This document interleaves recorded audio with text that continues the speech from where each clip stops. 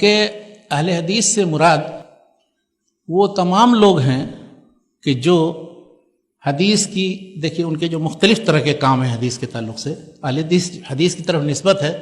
تو یہ مختلف کام سب اس میں ضمن میں آ جاتے ہیں۔ 10-12 چیزیں میں ذکر کرتا ہوں۔ سب سے پہلی چیز تو روایت اور حفظ حدیث،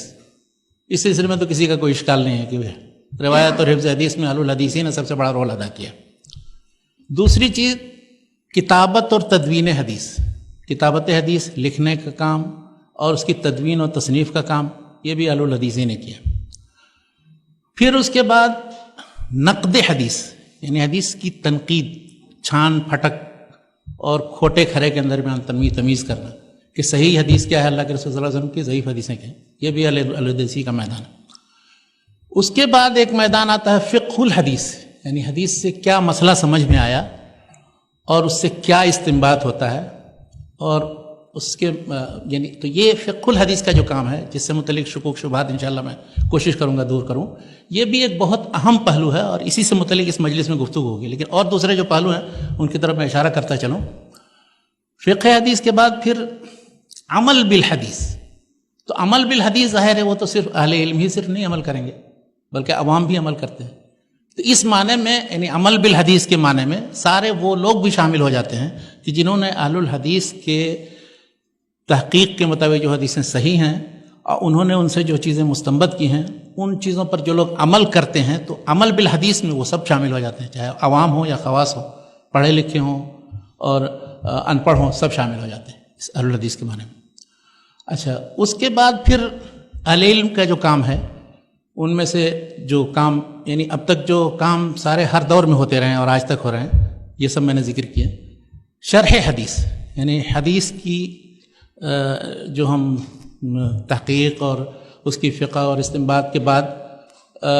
بہت سے نکات اس کے اندر جو ہیں حدیث کے اسانید و متون میں، اس کے تعلق سے جو مختلف چیزیں ہیں ان کو ہم کہہ سکتے ہیں شرح حدیث، شرح کتب حدیث۔ ایک حدیث مختصر سی انما الاعمال بالنیات مثال کے طور پر لے لیجئے، تو اس میں اتنے نقطے اور اتنے پہلو ہیں کہ آج تک لوگ اس کی شرح کر رہے ہیں، ہر ایک کا اپنا اپنا انداز ہے۔ جو اہل الحدیث ہوتے ہیں، اہل الحدیث مصنفین ہیں، انہوں نے شروع کتب حدیث کا ایک سلسلہ ہے پورا چلا آ رہا ہے، معالم السنن خطیب خطابی کی کتاب سے لے کر کے اور اب تک۔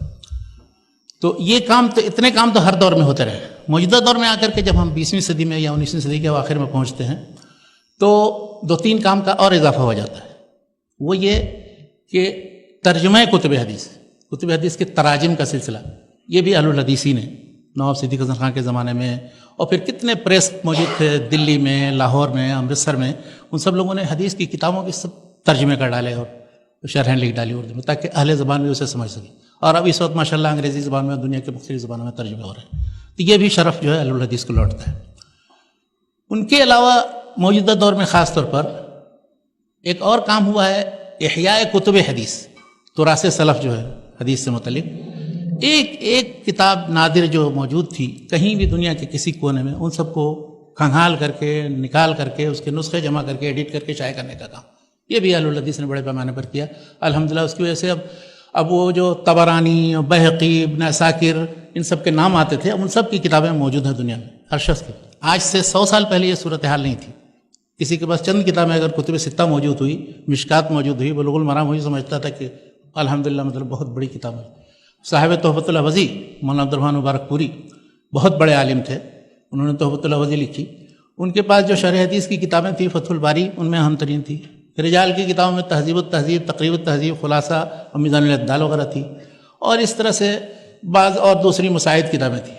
لیکن اللہ تعالیٰ نے ان لوگوں کو علم دیا تھا، علم کی بنیاد پر انہوں نے پوری کتابیں لکھ ڈالی اور تالیف تصنیف کا کام کیا۔ تو بہرحال یہ یعنی احیاء کتب حدیث یا نشر کتب حدیث یہ ایک، اور اس کے بعد پھر آخری جو ایک پوائنٹ تھا وہ یہ ہے کہ بہرحال مطلب حدیث کے تعلق سے انہوں نے ہر طرح کے اس طرح کے کام کیا۔ ہاں، حدیث کے جو مختلف طرح کے پروگرام ہیں جو موجودہ دور کے لیے مختلف پروگرام جو بنائے ہیں ترجمے کے ذریعے یا اصل عربی کے ذریعے، نیٹ کے ذریعے استعمال کرنے، یہ بھی کام بہت بڑی تعداد میں انہوں نے اہل حدیث نے کیا، اس لیے کہ اہل الحدیث کو چونکہ حدیث سے انسیت ہے، حدیث سے محبت ہے، تو وہ چاہتے ہیں کہ گھر گھر میں یہ حدیث صحیح حدیثیں جو ہیں لوگوں پہ پہنچ جائیں اور سارے مسلمان اس سے مستفید ہوں، اس لیے کہ اس پر کسی ایک کی اجارہ داری نہیں، ہر مسلمان کو یہ چاہیے کہ قرآن کے بعد حدیث کا مطالعہ کرے، سنت کا مطالعہ کرے، اس پر عمل کرے۔ تو اسی جذبے کے تحت الحمدللہ مطلب اہل الحدیث نے یہ جو حدیث سے متعلق سارے